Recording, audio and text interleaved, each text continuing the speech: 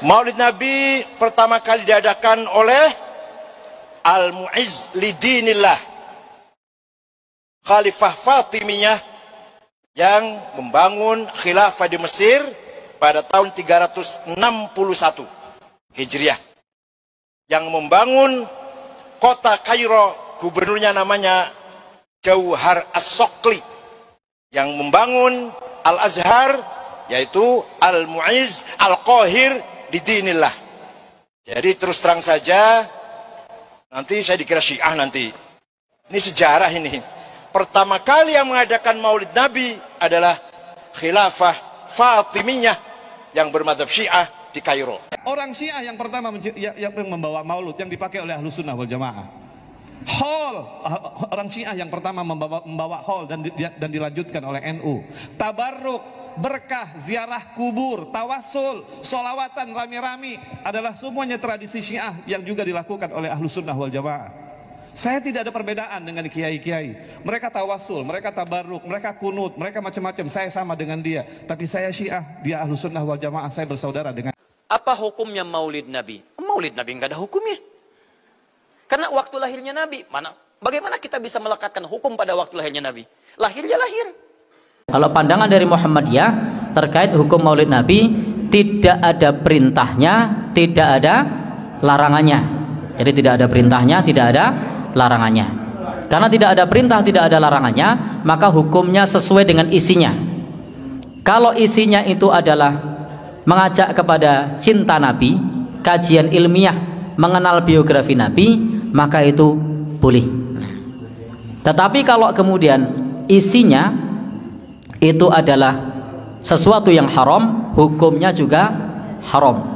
Kalau isinya adalah ritual yang tidak ada tuntunannya, seperti ngalap berkah atau seperti menganggap Nabi hadir, maka itu hukumnya juga terlarang karena tidak ada tuntunannya, tidak ada dalil yang menjelaskan hal tersebut. Atau jika berlebih-lebihan kepada Nabi, dengan syair berlebih-lebihan kepada Nabi, itu juga tidak boleh. Atau juga terdapat kesyirikan, itu juga tidak boleh. Jadi kalau di Muhammadiyah intinya adalah hukumnya sesuai dengan isinya. Kalau isinya itu haram, hukumnya haram.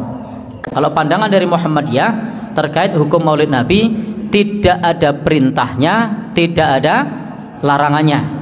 Jadi tidak ada perintahnya, tidak ada larangannya. Karena tidak ada perintah, tidak ada larangannya, maka hukumnya sesuai dengan isinya. Kalau isinya itu adalah mengajak kepada cinta Nabi, kajian ilmiah, mengenal biografi Nabi, maka itu boleh.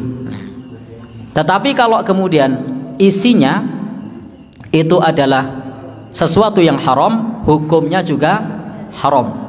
Kalau isinya adalah ritual yang tidak ada tuntunannya, seperti ngalap berkah atau seperti menganggap Nabi hadir, maka itu hukumnya juga terlarang karena tidak ada tuntunannya, tidak ada dalil yang menjelaskan hal tersebut. Atau jika berlebih-lebihan kepada Nabi, dengan syair berlebih-lebihan kepada Nabi, itu juga tidak boleh. Atau juga terdapat kesyirikan, itu juga tidak boleh. Jadi kalau di Muhammadiyah intinya adalah hukumnya sesuai dengan isinya. Kalau isinya itu haram, hukumnya haram. Iya jemaah, kalau kita bicara peringatan Maulid Nabi, yang memang mungkin secara umum akan lebih banyak yang merayakan hari kelahiran Rasul SAW daripada yang tidak merayakannya. Apakah khilaf di sini? Khilaf muktabar. Memang ada khilaf sendiri di antara para ulama dalam pandangan terhadap Maulid ini. Apakah khilaf di sana muktabar? Sebagian bahkan ada ulama yang mengatakan bagi orang-orang yang tidak mengerti, kemudian dia merayakan Maulid dengan cinta kepada Nabi SAW, semoga dia dapat pahala. Ada yang berpendapat seperti itu. Memang khilafnya cukup pelik dalam masalah ini. Bahkan ada yang berusaha untuk menguatkan bahwa Maulid ini sunnah. Karena memang bagaimana Abu Jahal, Abu Lahab tatkala lahirnya Nabi alaihi salatu wassalam, dia bergembira, kemudian dia membebaskan budaknya Thuwaibah yang kemudian menyusui Nabi alaihi salatu wassalam, yang pada hari itu kemudian dia mendapatkan keringanan dari azab. Pada hari dia memberikan minum kepada atau dia membebaskan budaknya karena gembira dengan kelahiran Nabi SAW.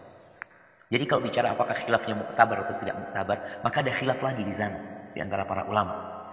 Cuma memang bagaimana kita menyadarkan umat Islam sekarang yang jadi PR kita. Kita harus cinta sama Nabi SAW. Itu yang perlu. Jadi kalau bicara orang memperingati kelahiran Nabi SAW, esensinya apa sih? Engkau kan bicara cinta. Tumbuhkan cinta kepada Nabi SAW sepanjang tahun.